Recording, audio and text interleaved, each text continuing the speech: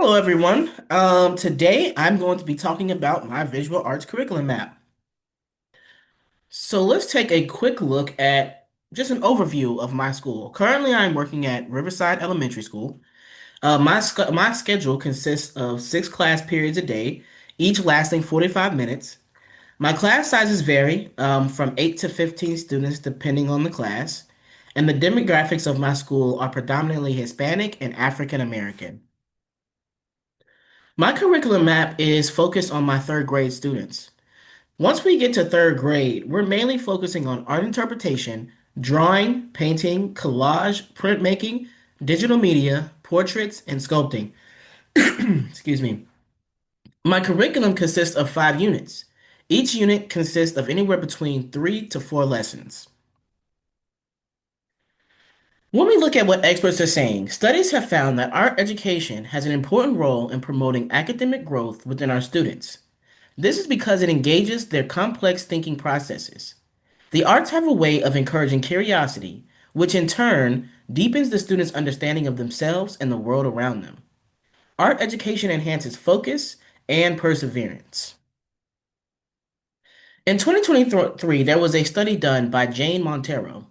The purpose of this study was to investigate how teaching empathy through design thinking can positively impact elementary art education. The study was based on Stanford University's design school model. It involved 8 teachers who implemented real-world collaborative challenges into their lessons with the intention of exploring how design thinking fosters a kid's social skills, creativity, and empathy. The art classrooms were positioned in a way that cultivated empathy. This positioning emphasized that empathy is not only teachable, but also essential for helping students develop their social and emotional intelligence. The studies found that teaching empathy through design thinking is a successful approach to fostering socially aware and compassionate students. In 2024, there was a study that was done that investigated how integrating visual arts into mathematics lessons helps students be more engaged within the classroom. The researchers reviewed multiple studies that explored this approach.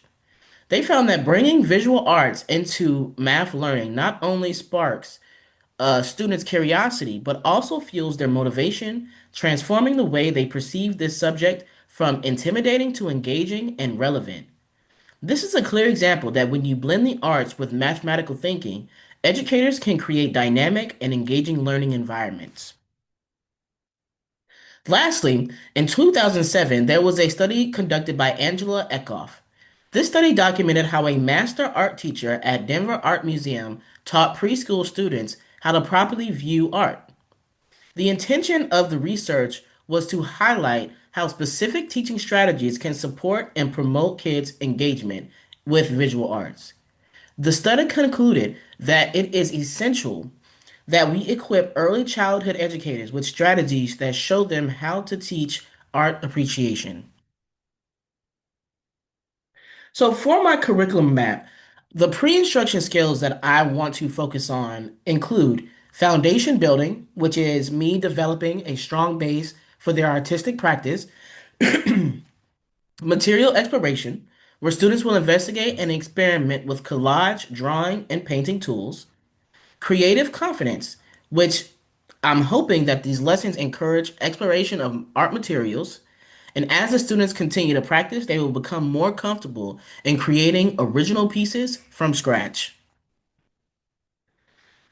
And for the post instruction skills, and this is kind of mainly by like unit 5, I really want them to become comfortable with researching and investigating. And this is where, I want them to research different types of artists. I want them to look at different types of art spaces independently on their own and say, hey, actually, I like this. Let me use this as inspiration to help me create what we're about to create right now. So, I also want students to investigate a variety of art collections and design their own exhibit towards the end. And I also want them to apply this knowledge. So, using their research information to inspire them and create artwork. For the first lesson now, well, not the first lesson, but this is a lesson from Unit 2. And this lesson is where we learn about the life and the artwork style of Paul Klee. While creating it, students will create chalk portraits that are inspired by Paul Klee's artwork.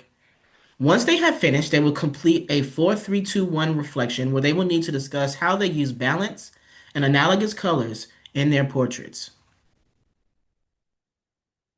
So this is what the 4-3-2-1 assessment slash reflection looks like.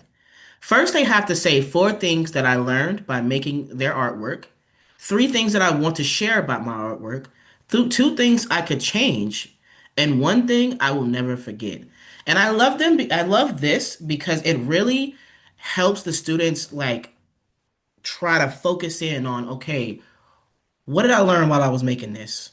In the future, when I do other projects, what am I going to do with those projects that I can now incorporate from this project into the new project?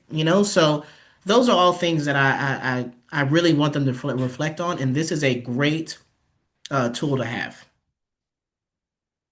So here are some resources that teachers can use, art teachers specifically.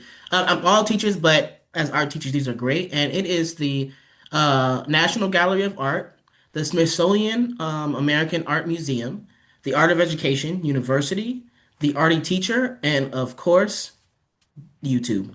Gotta love YouTube.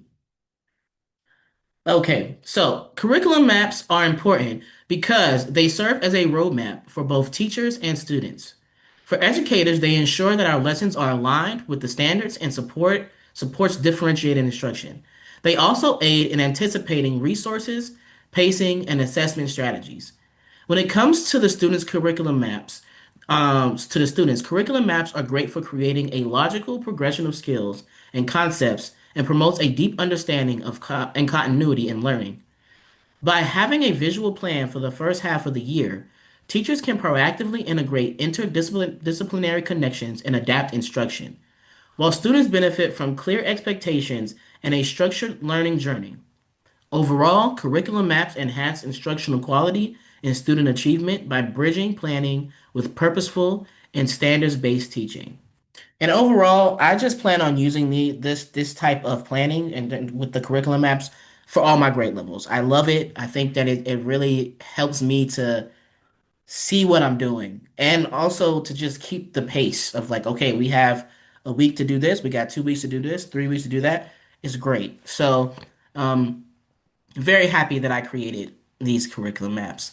Thank you so much, guys, for your time, and I look forward to seeing you in class.